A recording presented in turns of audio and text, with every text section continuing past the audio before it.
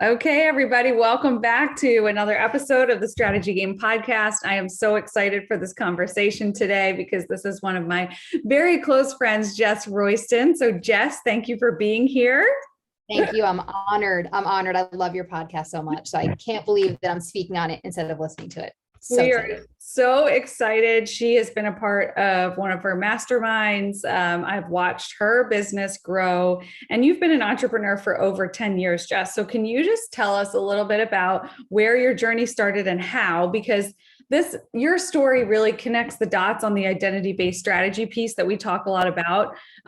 Pain turns into purpose. So can you share about your story and how this transpired, how you got into this space? Yeah, absolutely. And you're right. It really is the pain for the purpose. And when you have that behind what you want to do as entrepreneurs, it pushes you forward because you know you're going in the right direction. So I had graduated college. I was working as an accessory designer in New York City. I love my job, but it was very long hours, very stressful projects. And I had a almost 4-hour total commute in and out of New York City every day. Wow. So because of that, I was drinking a heck of a lot of coffee and not eating a ton of healthy food, just because it was almost impossible to do with that kind of schedule. So I started getting sick and I was getting these stomach pains, and I went to all these books that I had read when I was little, and there was an interest in nutrition somewhere. But when that time period when I got ill, I said, I'm going to figure this out on my own. No doctors could give me answers anyway. So I went, and through this process, I discovered a love of nutrition, a love of just holistic wellness. And then through that, I found a school in New York City down the block from where my office building was that had this new job that 10 years ago wasn't even existed at that point. And it was a holistic health coach. And so once I kind of figured out what was wrong with me and healed myself through foods and all these different modalities, I said, man, I gotta do this for the world. I gotta do this for my career. I gotta help empower other people to do that. So when I got pregnant with my first son, I enrolled in nutrition school, and soon after left my 9 to 9 job in New York, and I got myself healthy, and I've been health coaching ever since. Really, really crazy. Wow, that's amazing. And so you've been on this entrepreneurial journey, right? Tell us where you started versus where you are today in terms of like the offerings, because every entrepreneur knows that it's such a winding road and it can be ever changing, right? And morphing. And so for you, it certainly has been the same, no different, right? The same as with storywork for me. So can you tell us a little bit about that journey of like how you started versus where you are today? Yeah, absolutely. So as soon as my son was born and I left my other job, I started just doing one-on-one health coaching at places around my town in New Jersey. I went to gyms, I went to yoga studios, but it was very unclear who I really wanted to serve. At that point, I honestly just said, like, I'll help anyone. You know, I didn't feel like anybody needs help, I'll help them. But I found through the process that when I talked to new moms, because that's where I was in life, I said, like, these are the people that my heart just wants to help, because there's so much going on when you have a baby or you have toddlers or you have elementary school kids. And as I'm growing and the same stages as most of my clients are, that's where I felt led. So I used to just do one-on-one coaching. Online memberships weren't a thing back then. I didn't really know how to run a nutrition program. So the first couple of years, I kind of was just scattered and I would try all these different things.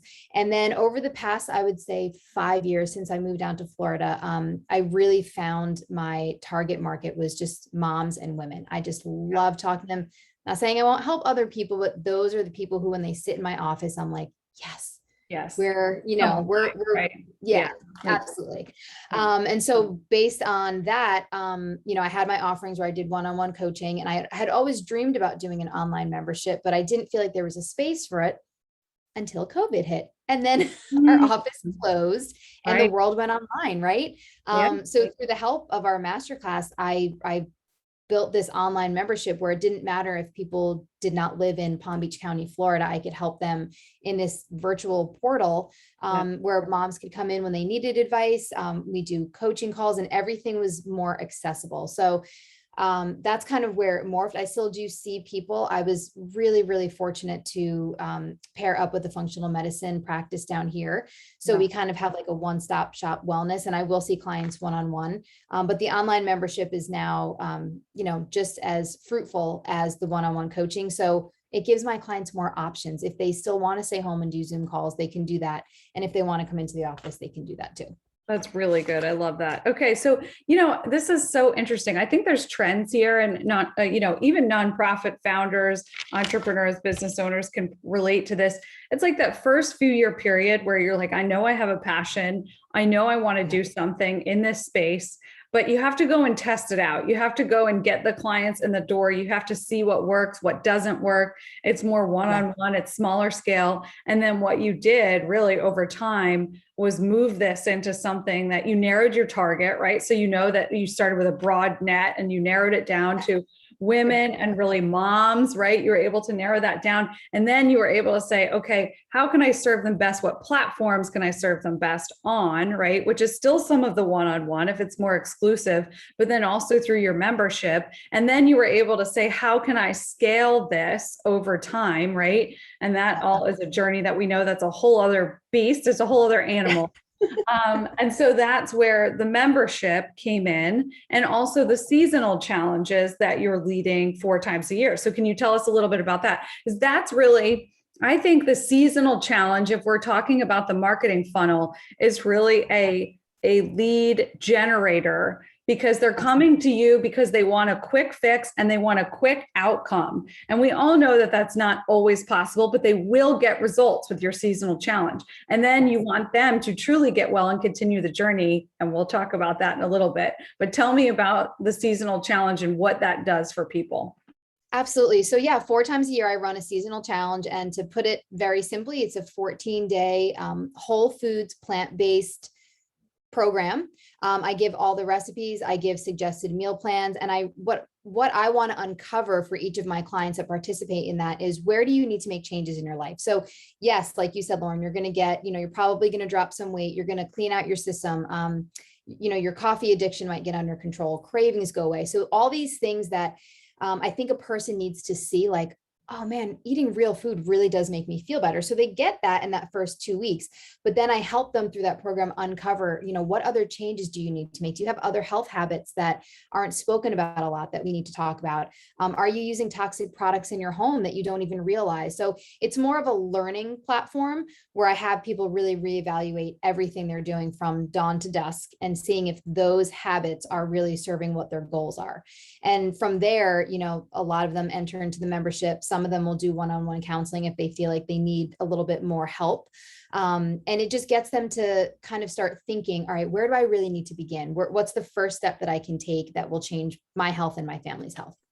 Yeah. And that's so good, because all of us need a reset. And I know you do this 4 times a year. And really, those are the rhythms that we move through, right? We tend to evaluate ourselves, 2 to 4 times a year, I would say, is when we really naturally pull back and look at everything and say, hey, in my parenting or in my marriage or in my friendships or my relationships or whatever it may be, my health, all these things, you're doing this in your mind, but this puts a process to it. This really allows you to just take this 2 weeks. It's a short period of time, so it's attainable, and say, what do I need to look at? What do I need to adjust? And then from there, once you're equipped with that knowledge and you see what the issues are, then you can move forward into the next phase to change that and really get the change that you need through the membership, through one-on-one coaching. And now, most recently, we are announcing something really exciting. It is officially pre-order day of very first book, God Wants You Well. So I want you to talk about why you wrote this book, because this is just equipping people with really a way to get all of the knowledge that you've acquired over this decade plus with treating people all across the board. You've now put it into a book. So tell us why you wrote it. Yes, thank you. So I've always wanted to write a nutrition book. It was always something that was kind of deep down in my heart, but I kept coming to the conclusion, well, what else could you put out there that's not already out in the marketplace? There's a book on everything. There's celebrities writing nutrition books. There's every doctor is writing a nutrition book.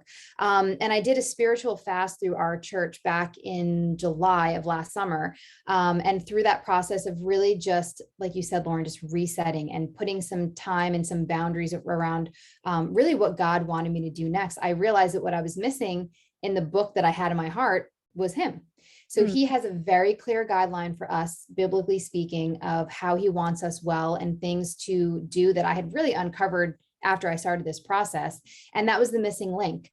So what happened when I finally put those pieces together is I was obedient, and I woke up every morning and just wrote. And the stuff that was in my head, like you said, all those 10 years of, I've helped this person with this. And I remember when this client had this, it all just flowed out into a format that anyone could pick up, whether they've never read a nutrition book before, whether they are in the nutrition field, whether they've ever picked up the Bible or not. You don't have to have any prior knowledge of any of this. You can read it, and within 12 weeks, you can really make tangible changes that you'll see physically, mentally, and spiritually. And so it all kind of came together in this, 300 pages of what was in here, and it came out, and I had an awesome team around me to perfect it. And it's available today. It's crazy. I can on Amazon and Barnes and Noble. Go pre-order it right now. It's amazing. Thank you. It's nuts. Oh man, I'm so proud. I'm so excited for you, and I know that it's such a journey. And I know that it's like another birth, essentially. How much you pour into this, and how hard you've worked. And a couple things there that I think are great to point out for our listeners. So in the strategy masterclass, I talked about this. One of the foundational components of that class, before you even get to your strategy, your business strategy, are habits. And so through our habits, we are able to truly do things that we didn't think we could do, and we're able to accomplish goals. And so through the process of faithfully waking up every morning, and that also takes surrender. That also takes saying, okay, I'm going to do this because I'm hearing this, and I believe I am set on a mission to do this. And so you were faithful in that. And then waking up early to be able to do that, because you also have kids and a family and all of the life things. And so a lot of times, either in the morning or in the night is when we can get that focus time. And so people probably hear me talk about this a lot, and I sound like a broken record, but it's so true, because it's the only way that I've seen people really have the time to be able to process things really clearly, especially right now in the world. There are so many distractions. This is more important than ever, than it ever has been in our lifetime, for sure. And so I think you faithfully waking up and then letting the words flow up and out of you onto these pages so faithfully has created something that is truly amazing. And what's great about it is it's the blend of story, experience, knowledge and research, and also humor, because you have a great sense of humor. And it's so personal. So like you have the gift of really like just being friends with anyone that you come in contact with, and really making them feel at home and welcome and warm. And when you read this book, that's how you feel. So, I mean, I haven't read all of it. Mine is on pre-order, but I've read the first couple chapters. And so, in that, I think it's truly a gift if you're looking for this process to be able to say, okay, I want to know like all the things that I don't know. I want to get started. I want to get a baseline of, where I need to be, and then like a guide here. I think it's going to be such an invaluable tool for people all across the country. And I know that you have across the world. Why limit ourselves here? I'll find someone to translate it. So I know that you have a vision for this too. What is your ultimate vision for this new offering? Because we've talked about how, okay, from a business model perspective, you've gone from one-on-one coaching for all, right? And then one-on-one coaching for women and for new moms. And then the membership model, right? And the seasonal challenges. And now you have the book, and it's not just a book that individuals can read. It is, but there's a greater vision for that. So share a little bit about how you see that building a whole other community as well. Absolutely.